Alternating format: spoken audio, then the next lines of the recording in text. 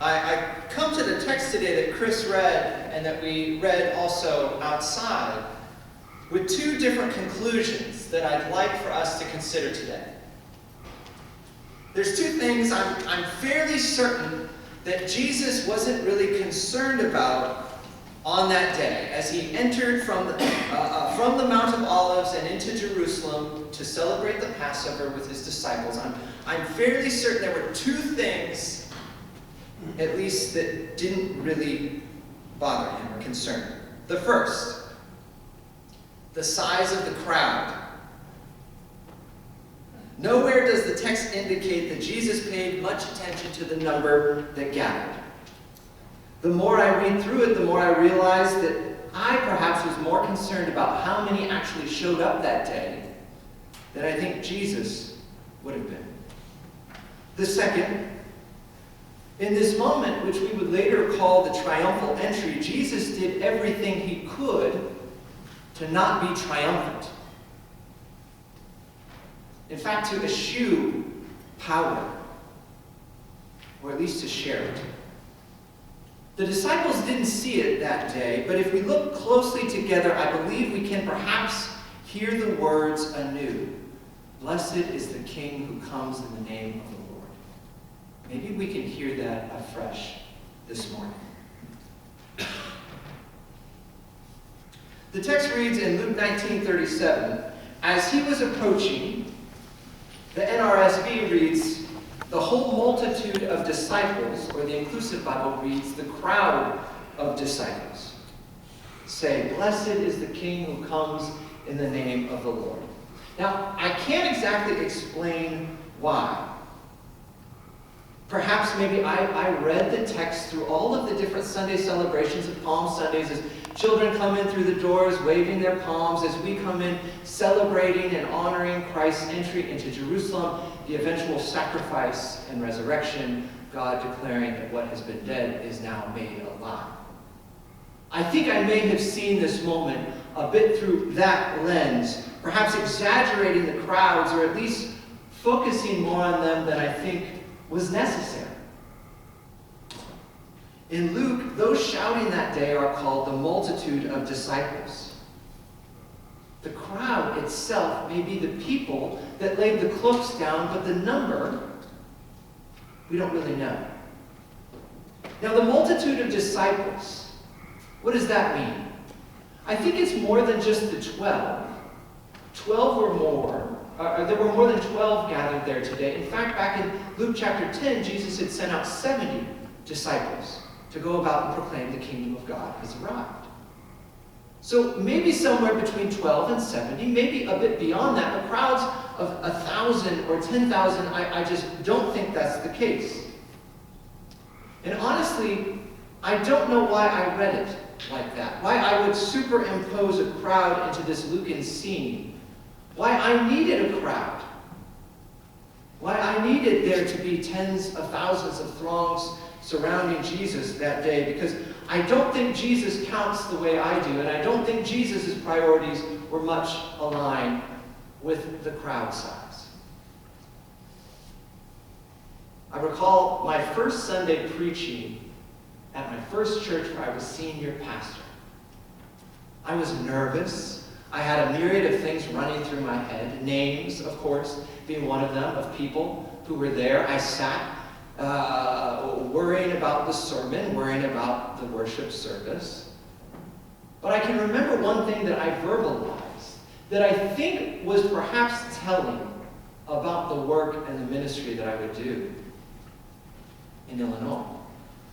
I turned to who was the worship leader there in a suit and tie, sitting behind me, and I said, so does anybody count how many attend these things? To me, I don't know why my first Sunday I needed to know how many people actually showed up, but it was way more important than it should have been. It's a fair question, but it said something about maybe my priorities. Steered away from the deep questions about love of neighbor, away from seeking that which is lost, forgotten, marginalized, silenced, advocating for those who need an advocate, to something more base, something more tangible, something more controllable. How many seats showed up in the pews? In 1930, Stanley Kuznets was asked to create a measuring tool for America's economy. Okay, now I don't want to pretend that I have any idea of those calculations.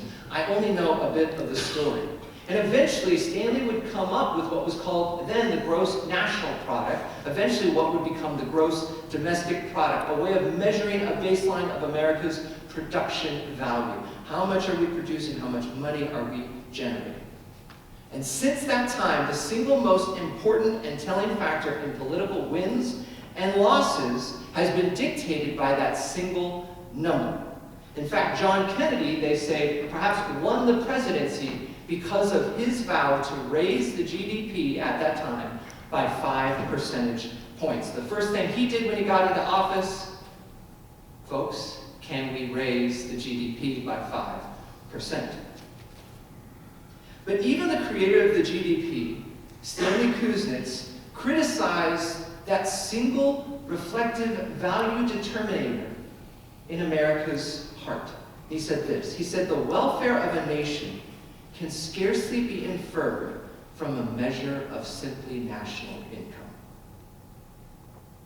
Stanley understood something that is the heart of Jesus' ministry.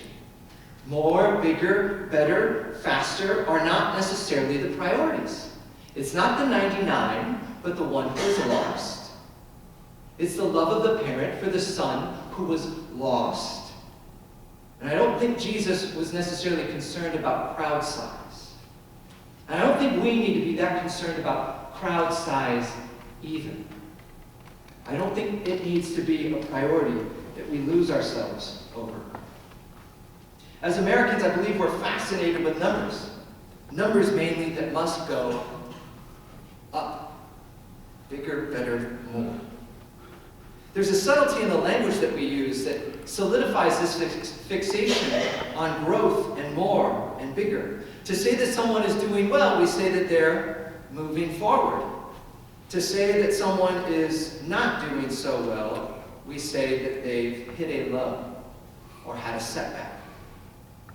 Our language, our economy, our businesses, and even our churches value numbers, growth, crowd sizes, and they determine more than they really should. The second thing, and this is important throughout today's text, save for Jesus' deeds of power to heal or to reclaim those on the margins of first century Greco-Roman society, Jesus was utterly removed from any common display or notion of power or prestige. The multitude of disciples shout, and that was a wonderful shout, choir. Thank you. Blessed is the King who comes in the name of the Lord. Now, there is a surface reading of this text, of this experience of Jesus' entry into Jerusalem, and it's quite clear and evident. But I don't think it's the only reading, or even the best reading, of what was happening that day. The surface level reading is that it mirrors David's triumphal entry into Jerusalem, uniting the southern and the northern kingdoms of Israel. Even as the disciples shout, echo a psalm of triumph that was specific and reserved for royal entities. That's the disciples' understanding of what was happening. The people lay their cloaks on the road in Luke and branches in Mark, similar to paving the way for a royalty's entrance. The king is upon a horse, a symbol of military might and strength, and a processional crowd following along.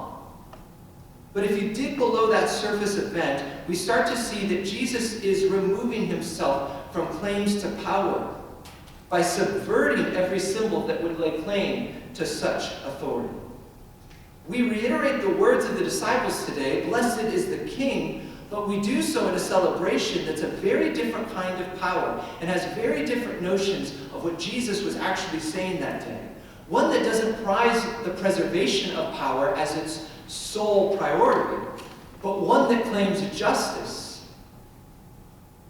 and that one begins to share power by subverting that image of authority and power within first century. So consider Jesus' subtle subversions with me. Consider the crowd. How many disciples gathered, we don't exactly know. But regardless of the number of disciples, they were just that, disciples. They did not have arms. They did not have spear. They were not training or preparing for battle. This was not a battalion that was present. It was a multitude of disciples who had been gleaning from this man who took up a basin and a towel and taught them to serve one another. Jesus summons then a horse, but not any kind of horse. Subtly, he summons what? A child horse, a colt as it is. And a colt that's never been ridden, an untested thing that you probably shouldn't even mount upon. And he doesn't mount on the horse, he's set upon the horse, as if this figure is somehow placed on an unridden, untested child horse, entering the authority, the center, the capital of Judea. On a historical level, Jesus is careful with what was an explosive socio-political situation. He didn't want to attract the attention of Rome. He was careful, knowing that the disciples may have been misunderstanding his kingdom. If this is a procession, it's more of a protest than a king's declaration. On a social level, it seems more like a nonviolent march of a man whose claim to authority was abiding in God's Spirit and his willingness to seek, to save, and to serve. On an interpersonal level, this is yet another image of Jesus' call that power must come with humility. In the early 1970s, a psychologist named David Kipnis wanted to know if power really does corrupt. Does power by itself? So within a series of experiments, Kipnis had subjects assume the role of manager over a group of what were considered employees in a fictitious work situation. In some cases, Kipnis gave the managers very little power. In other cases, the managers were given considerable power. They decided whether the employees would be fired, transferred, or promoted. And the bosses who were given more power were more likely to use coercive means or strong tactics, such as criticizing the employees or making demands or displaying anger in order to move the employees as they wanted. They were more dismissive of an employee's performance and tended to credit themselves for any gain that the employee may have rendered. Powerful bosses were also more likely to keep a psychological distance, keeping themselves quite isolated from their employees, seeing a gap between us and them. Kipnis concluded that having power inflates our sense of self, makes us less able to empathize with those who lack. In another study done in 2012, a researcher named Paul Piff had subjects play a two-person game of Monopoly. You would hate this game of Monopoly if you played it. It was skewed. One player was given a wad of cash and could use both dice, while the other player received half the amount of cash and could use one dice. Or die. Is it dice or die? Within minutes, the subjects with more cash and more dice, the high-status players, began acting noticeably different. They hogged the space at the table. They made less eye contact with their opponent. They took more liberties, such as moving the low-status players' game pieces for them around the board. Here, I'll help you do this. They also made more noise, gesticulated more, moved their own pieces, controlling each and every facet of the game. Everyone knew the game was rigged. Even the high-status players knew it, yet within minutes, the roles crystallized. The high-status players started pushing people around and acting like their power was deserved. In other words, be humble with your power. Be careful with it. It can lead you into isolated spaces where no one can speak with you or to you. Be humble with your power. Make sure to see those who are without power. In fact, let power be shaped exactly by the voices who have no power. And any good advocacy organization is learning that term, intersectionality. Intersectionality is the need for feminists to recognize that their needs cross over with womanness, black feminist needs as well. As we begin to advocate for one, we actually begin to advocate for all. Now, it's not altogether surprising that what happens actually after Palm Sunday is the Passover. It's a celebration. And the disciples, of course, miss the subversion of power. They miss Jesus' pacifism within this day. In the text, they proclaim him king, king who comes in the name of the Lord. And the very next day, recorded in Luke chapter 22, as they celebrate the Passover, why Jesus was entering Jerusalem, what did they begin to fight about? Power. Who was the greatest? Who among us, Jesus, is the greatest? And what did Jesus say? He said, "Common kings lord their power over their subjects, but with you, let the greatest among you be the least. And let the one who is known as a name serve all the rest." Looking at this text, what confounds me is how many churches still fight to sit at the feet of power. Whether it's in politics or celebrity status, or who a pastor has a photo with, to justify themselves. How many individuals do you know see their character very much wrapped up in the seats of the pews, or the numbers in their bank account, or the degrees that they've earned, or how many followers they have on Instagram? But this is not the image of Jesus' day. For a society that lives and breathes with expansion at its heart, bigger is better, more is a must, regardless of the environment, regardless of the impact, regardless of the needs of those least and lost. Let us grow and get bigger. This, again, is not the image that we have. Instead, we have a man who comes on a young colt, riding into the seat of power, set upon the colt, trying to keep things down. And what happens? Well, he's crucified. He's killed. Anyone who speaks against these things sometimes ends up that way. But this is the message of Palm Sunday, and why our proclamations and our shouts can sound so differently than the disciples' praises and iterations that day. For then it was a proclamation of power. Today it's a deconstruction of power into a way of love, shared power, advocacy. Then it was an entry into the seat of authority. Today it is an entry into the hearts of all who would receive. Then it was a hope for an overthrow of Rome. Today it is a hope for the overthrow of a kingdom where love and justice reign among us. The kingdom is within you. So let us say the words together, perhaps though a little differently. Would you join me? Blessed is the King. We'll say it again. Blessed is the King. Blessed is that King. Palm Sunday, as we now call it, was more an act of subversive humility, an act of love, an entry into the space where power becomes shared and dismantled. May it be so with us. Amen.